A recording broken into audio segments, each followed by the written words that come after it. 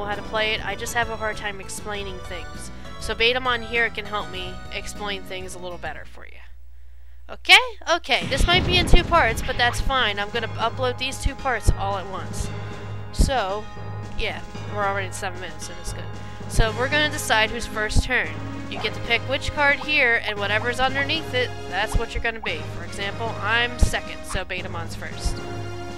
And it'll tell you how many times you won against the opponent and whatever. So here's the battlefield, and he's going to explain how we play this game.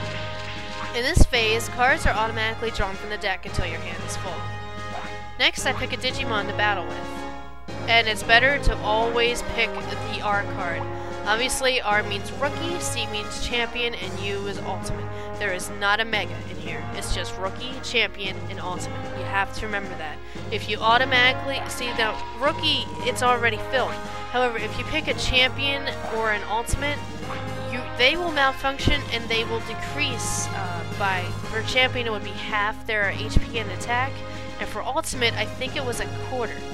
So unless you're that desperate, I would always recommend pulling out the rookie cards first. And you have to collect DP now in this phase to rank up DP in order for your Digimon to Digivolve.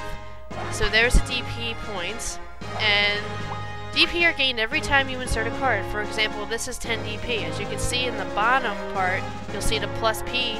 That shows how much you're going to increase once you put that in the pot. Once you put it in the pot, obviously you can't use that card anymore, but then again, it's sort of benefiting you in the end. So, we're going to put it in there, so now we're a couple points closer. As soon as there are enough DP, I can Digivolve my Digimon, but there isn't enough DP yet, meaning that he needs 30 DP to Digivolve Betamon into Frigimon. He only has 10 in the pot, so he needs 20 more DP. And you can only sacrifice 1 card for DP per turn. So don't think that you can multiply do that. In order to Digivolve Frigimon, I need 30 DP. I have 10 DP now, so I need 20 more to Digivolve.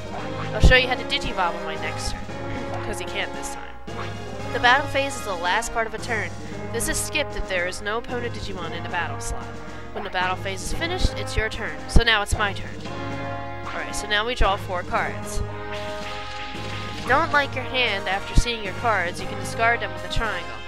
But you have to discard your whole hand. You can't use those cards anymore, so be careful. So now we can check our thing here. I think you should keep this hand. Look, you have a level R card, and which is Agumon. Now, these colors are kind of important to Digivolve because like Agumon's red. I need another red champion to Digivolve Agumon into. He can't Digivolve into Dromojamon or Morishelmon because they're green and because they're nature-based. Agumon's fire, so we can't really quite do that. Now, to pick your Digimon to battle with. So we're going to use the R card. Now, as you can see it decreases the attack by half for every champion. So, put an Agumon. Sky, your Digivolve phase is next. You have to collect DP to Digivolve. Which card would be best? Now, nature cards are mostly used to collect DP because of how great they are for DP. That's what makes them slightly balanced besides the HP and the attack. That's why a lot of people mostly use them. But in this case, we're going to go with this one. Like I told you before, if you have enough DP, you can Digivolve your Digimon now. But you don't have a level C Digimon card on the same color as Agumon. So you can't Digivolve even with enough DP. So now the Digivolve phase is complete. So now we're going to end it. Finally, it's the battle phase. Sky, since it's your turn, you get to attack my Digimon first. Then I'll attack your Digimon. Now this is very important depending on how this battle is going to go. Sometimes it's not important, but if you know you're going to be second to fight, then you have to pull out. I'll show you. That's the next part he's going to talk about. But both choose an attack by pressing one of these attack buttons. Circle, triangle, and X. Circle is always going to be your most powerful move, or depending on how you raise your partner. And X is the least, but the X has different effects, as you can see. Pay attention to this attack power. Circle is usually the most powerful one. It's like a finishing technique. Triangle has less attack power than circle, but it's harder to block. You should use this when you're in trouble. X has the lowest attack power, but X often comes with a special effect. For example, circle to 0 means that the opponent's circle attack power is reduced to 0. Check out the special effect descriptions by pressing the start button and then X in the menu. At this point, nobody knows which attack the other has chosen. Isn't this exciting? Yeah, you can't tell what your opponent picked, but you can guess really good. Sometimes it's really easy to pick it, so he just wants us to pick circle for this test run. Okay, we have both chosen our attacks. Now let's choose a support card. This is where, if you're going to attack first, this is going to be the most key item that you're going to be using if you're first or second. Because you get to attack first, I choose my support card before you, which is so basically he's using triangle, so he's increasing his triangle attack by double, which is pretty not cool.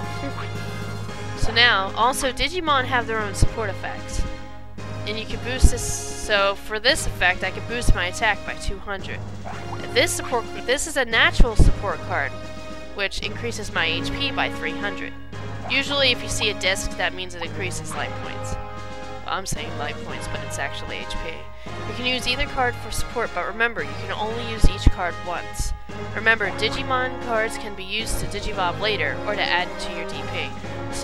So sometimes it's best not to use Digimon cards, but if you're in a pickle, and you need that effect, you kinda wanna use it. By the way, you can check your opponent's hand and his support card.